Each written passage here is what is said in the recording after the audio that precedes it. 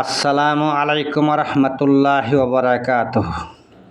আজকে একটা ছবি তুলে ধরলাম। যেমন লাউ খেতে দেখা গেছে যে কিছু জিনিস এরকম করে রাইখা দিচ্ছে, ঝাড়ুটা নাইছে বালতির মধ্যে চুন দিয়া চোখ বানাইয়া রাইখা দিচ্ছে, আবার লাঠির মধ্যে গেঞ্জি পরাইয়া থয়ে দিচ্ছে। এই কাজটা, আমরা তো সকলেই মুসলমান, আমাদের মুসলিমদের ধর্ম হইল ইসলাম। তো ইসলাম ধর্মের অনুযায়ী আমরা যারা মুসলিম, আমাদের সকলেরই একটা নিয়ম নীতি নির্ধারণ করা আছে। হয়তো অনেক কিছু মানা যায়, অনেক কিছু মানি না, অনেক কিছু আর কিছু কিছু কাজ আছে যেগুলা করলে শিরক হয়।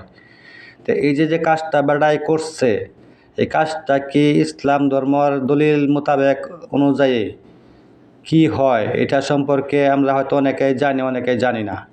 তো এই ভিডিওটা বেশি করে শেয়ার করে আলেম ওলামাদের কাছে পৌঁছায় দিন, তারা যেন এটার উপরে সুন্দরভাবে ইসলামিক দৃষ্টি অনুযায়ী কথা বলে মানুষের মাঝে প্রকাশ করতে পারে, যাতে মানুষ সচেতন হয়।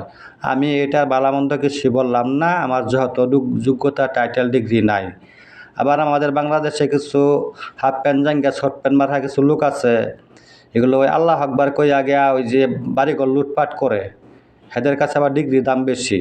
কারণ নামাজ তো পড়তো না, রোজাও রাখতো না, মসজিদের দ্বারের কাছে যাইতো না, ওই বাড়ি লুট করার সময় কেউ আল্লাহ আকবার।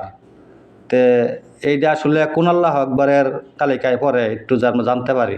ধন্যবাদ সবাইকে।